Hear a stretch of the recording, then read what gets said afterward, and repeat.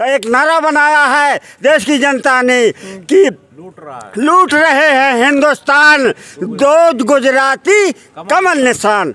मैं तो ये कहूँगा कि देश के अंदर अगर झूठा प्रधानमंत्री है तो नरेंद्र मोदी, इसके मुकाबले कोई झूठा प्रधानमंत्री देश को आज तक नहीं मिला। आप ऐसे बोलेंगे आपके ऊपर भी एफआईआर हो जाएगा, जेल चले जाएंगे। मैं जेल जाने के लिए तैयार हूँ, सीना खुला है, गोली खाने के लिए तैयार हूँ। और इन बेईमानों को हटा करके रहेंगे हम लोग। यहाँ कांग्रेस का तिरंगा फहराएगा, परचम फहराएगा और भाजपा को हम जड़ से उखाड़ करके फेंक देंगे। नमस्ते, आप सभी का स्वागत है। आप देख रहे हैं TNX न्यूज़ में, आपके साथ आनंद। नगर निगम के चुनाव चल रहे हैं पूरे यूपी में, लेकिन 2024 लोकसभा चुनाव के पहले ये चुनाव बहुत ज़रूरी है और बहुत अहम भी है राजनीतिक पार्टियों के लिए, क्योंकि इस चुनाव में सभी राजनीतिक पार्टियां चाहती हैं कि हमारा बूथ मजबूत हो जाए, हमारा पार्षद जीत जाए, हमारा मेयर जीत जाए। क्योंकि 24 के चुनाव में जब बूथ मजबूत की बात आएगी तो यही उनके लोग हैं जो बूथों पर काम करते हुए नजर आएंगे। 24 के चुनाव के पहले ये चुनावी घमासान कैसा है, लखनऊ का महापौर का चुनाव कैसा है, क्या क्या मुद्दे हैं, कैसे मुद्दे हैं और क्या लखनऊ का संदेश पूरे देश भर में, पूरे यूपी में जाएगा, क्योंकि यूपी में लोकसभा की 80 सीटें हैं। माहौल खूब बनता है लखनऊ में। शुभ नाम आपका? मेरा नाम है सूरज प्रसाद अनुरागी, पूर्व चेयरमैन सरीला, डिस्ट्रिक्ट हमीरपुर। लखनऊ में आप लगातार आते रहते हैं, लखनऊ की राजनीति को समझते हैं बखूबी आप। क्या लगता है कि इस बार क्या माहौल है इस बार, और 25 साल से बीजेपी यहाँ पर सत्ता में है, कुछ बदलाव होगा इस बार या रिकॉर्ड टूट नहीं पाएगा? यहाँ की जनता बदलाव चाहती है, क्योंकि महंगाई के मुद्दे पर गरीब लोग परेशान हैं, किसान परेशान है, मजदूर परेशान है। और यहाँ पर जो इन्होंने एक नारा दिया था, स्वच्छ भारत सुंदर भारत, तो यहाँ सबसे पहले तो जो नालियाँ हैं वो गंदी हैं, जिससे लोगों को बीमारी पैदा हो रही है, मच्छर काट रहे हैं। ये क्या सुंदर है, क्या स्वच्छ है, ये हम कैसे मान लें कि स्वच्छ है? महंगाई पर देखिए, GST पर देखिए, इन्होंने वादा किया था कि हम GST में खाद्य पदार्थों पर GST नहीं लगाएंगे। आज चाहे कोई भी छोटी से बड़ी तक चीज़ लीजिए, हर चीज़ पर इन्होंने GST लगा दी है। जनता, हमारी भोली भाली जनता का ये खून चूस रहे हैं। हमको कोई राहत नहीं। देश की जनता आज त्राह त्राह कर रही है। एक नारा बनाया है देश की जनता ने कि लूट रहे हैं हिंदुस्तान, दो गुजराती कमल निशान। ये देश की जनता का नारा है। इन चोरों को हटाइए और देश में स्वच्छ और ईमानदार शासन लाइए। वो तो कह रहे हैं कि लगातार विकास का काम हो रहा है, जनता को रोजगार मिल रहा है, डबल इंजन की सरकार है, 18 घंटे काम हो रहा है। ये काहे का रोजगार दे रहे हैं? मुझे ये बताएं, किस चीज़ का रोजगार दे रहे हैं? आज प्यारी जनता सड़कों पर नंगे पैर सो रही है, बगैर बिस्तर के सड़कों पर सो रही है।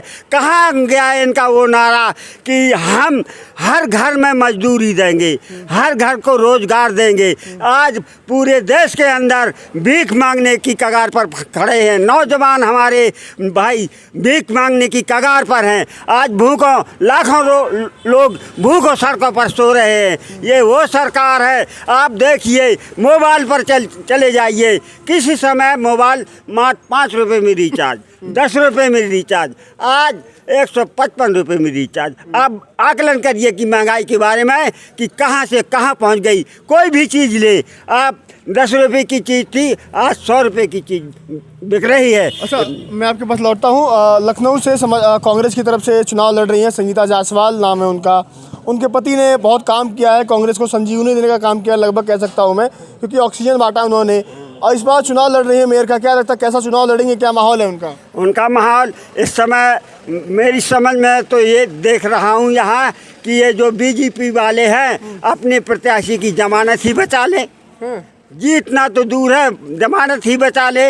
मुझे सूरज नेता के नाम से जाना जाता है। मैंने सदा विकास के लिए संघर्ष किया है, नौजवानों के लिए संघर्ष किया है और इसी प्रकार संघर्ष करता रहूँगा। और इन बेईमानों को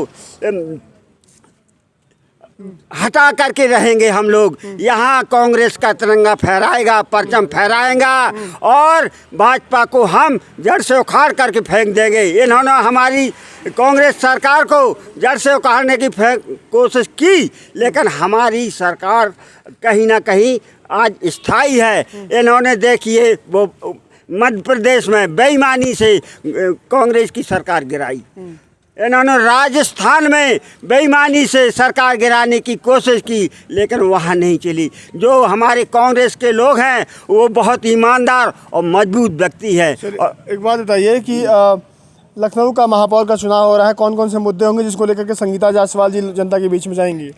लखनऊ में सबसे पहले गरीबों के प्रति हमारी कांग्रेस की जो प्रत्याशी होंगी वो कांग्रेस की प्रत्याशी गरीबों के मुद्दे के आधार पर यहाँ चुनाव लड़ेंगी। बीजेपी कह रही है हमारा 25 साल से कब्जा है, मतलब जीत रहे हैं हम लोग, तो कोई और दूसरा सामने है नहीं, बीजेपी कह रही है।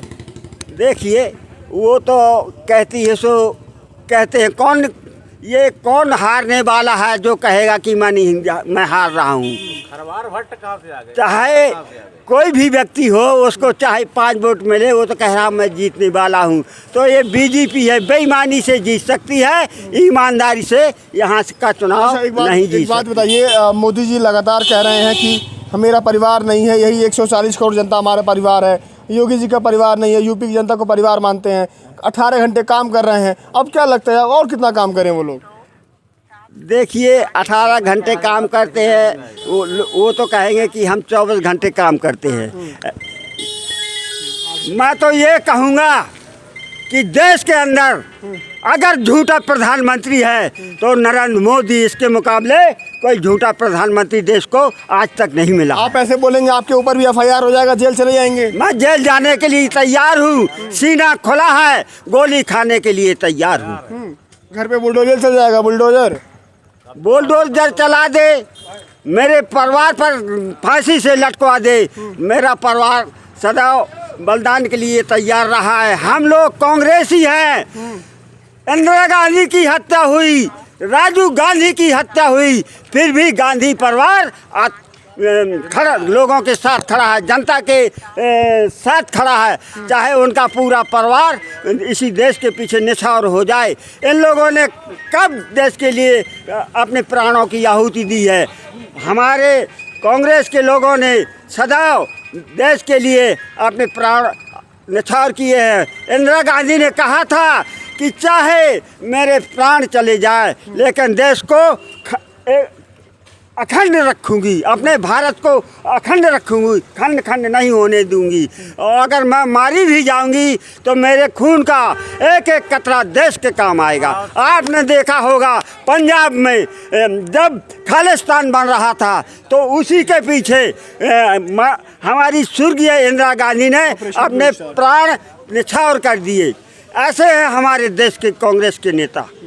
चलिए, मेरे साथ ताऊ मौजूद थे, इनसे तमाम मुद्दों पर बातचीत हुई और इनसे इन्होंने समझा और जाना। फिलहाल लखनऊ में चुनाव हो रहे हैं उसको लेकर के, लेकिन 24 का चुनाव बहुत अहम है। 24 के चुनाव के पहले ये चुनाव ये भी बहुत अहम माने जा रहे हैं, क्योंकि जिसका वार्ड मजबूत होगा, जिसके पार्षद मजबूत होंगे, मेयर मजबूत होगा, कहीं ना कहीं वो माहौल बनता है, वो चीज़ें चुनाव में उस पार्टी के काम में आती हैं। हम आपको लगातार 24 के चुनाव की अपडेट देते रहेंगे। 24 के चुनाव में क्या माहौल होगा, कौन से वो मुद्दे होंगे जिसको लेकर के पार्टी आगे बढ़ेंगी, अच्छा बीजेपी हो, कांग्रेस हो, समाजवादी हो, बसपा हो। राहुल गांधी की सदस्यता जाने के बाद किस तरह से कांग्रेस आगे बढ़ रही है वो भी खबर आपको दिखाएंगे। फिलहाल एक और आप बता दूं कि सत्यपाल मलिक को CBI का बुलावा आ गया है। CBI के दफ्तर से सत्यपाल मलिक ने जिस तरह से लगातार पिछले दिनों खुलासा किया है, उस खुलासों को लेकर के CBI ने उनको बुलावा दे दिया है। अब सवाल ये है कि क्या CBI ने खुद बुलाया है या किसी के दबाव में CBI उनको दफ्तर अपने बुलाइए, क्योंकि लगातार जो संवैधानिक संस्थाएं हैं उन पर सवाल खड़े होते रहे हैं। और पुलवामा अटैक को लेकर जिस तरह सत्यपाल मलिक ने खुलासे किए हैं, उन्होंने ये भी कहा है कि जब पूछा गया कि क्या आप चुनाव लड़ेंगे, ऐसी बयानबाजी कर रहे हैं, उन्होंने कहा कि मैं चुनाव तो नहीं लड़ूंगा, लेकिन 2024 में कांग्रेस के फेवर में कैंपेनिंग करूंगा और बीजेपी के खिलाफ जाऊंगा। उन्होंने ये भी कहा कि मैं किसान परिवार से आता हूँ, मैं समझता हूँ उन नौजवानों का दर्द जो हमारे सेना में जो शहीद हुए हैं, जो पुलवामा अटैक हुआ, बहुत सारे खुलासे किए उन्होंने। तमाम ऐसे मुद्दे हैं। आप क्या सोचते हैं, आप अपनी राय देना मत भूलिएगा, क्योंकि आपकी राय बहुत ज़रूरी है। वीडियो को ख़त्म करता हूँ, मिलता है अगली वीडियो में। चैनल को सब्सक्राइब कीजिएगा, वीडियो को लाइक कीजिएगा और कमेंट देना मत भूलिएगा। अभी के लिए नमस्कार।